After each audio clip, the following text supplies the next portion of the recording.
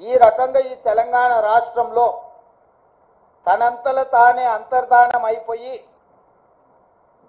ఈరోజు బీజేపీని గెలిపించడానికి చంద్రశేఖరరావు గారు ఒక దురాగతానికి పూనుకున్నాడు అని అంటే ఈరోజు మనం అర్థం చేసుకోవాలి.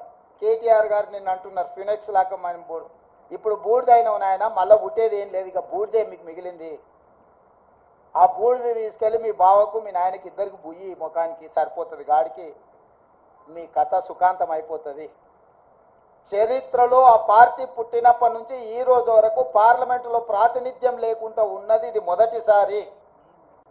ఇంత అచేతనావస్థలో ఇంత దుర్భరమైన పరిస్థితి బీఆర్ఎస్కు దాపురించిందంటే చంద్రశేఖరరావు గారి నాయకత్వము, కేసీఆర్ కుటుంబాన్ని ఏ రకంగా తెలంగాణ సమాజం గమనిస్తుందో వాళ్ళిద్దరు ఆలోచన చెయ్యాలి.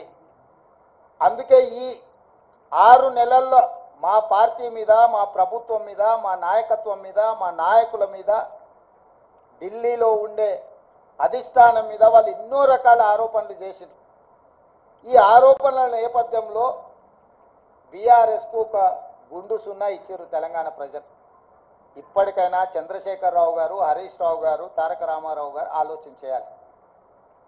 ప్రజలు ఎన్నుకున్న ప్రభుత్వాన్ని 100 రోజులు పూర్తి కాకముందే కోట్లాది శాపనార్థాలు పెట్టడం ద్వారా ఈ ప్రభుత్వాన్ని అస్థిరపరచాలన్న ఆలోచనతో, ఈ ప్రభుత్వాన్ని పడగొట్టాలన్న కుట్రలతో వ్యవహరిస్తే ప్రజలు పూర్తిగా బీఆర్ఎస్ను తిరస్కరించడం జరిగింది.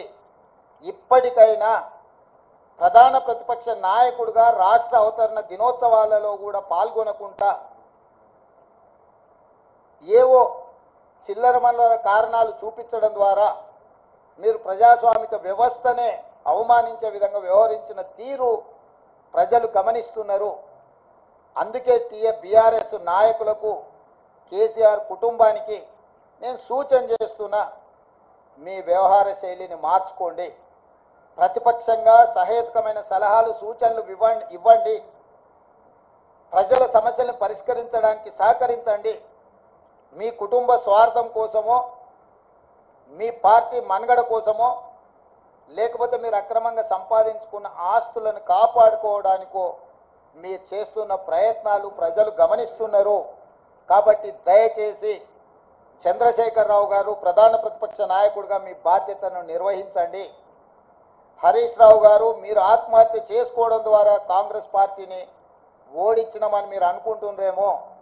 మీరు ఆత్మాహుతి దళాలుగా మారి కాంగ్రెస్ పార్టీని దెబ్బతీయాలన్న ఆలోచన ఏదైతే చేస్తుండ్రో ఇది చివరికి మీ ఉనికి, మీ మనుగడ ఈ రాష్ట్రంలో, ఈ దేశంలో లేకుండా, చట్టసభలలో లేకుండా కనుమరుగైపోతారు, కాలగర్భంలో కలిసిపోతారు. ఇట్లాంటి కుట్రలను, కుతంత్రాలను తెలంగాణ సమాజం గమనిస్తుంది. గమనించవలసిందిగా నేను కోరుకుంటున్నాను తెలంగాణ రాజకీయాలలో.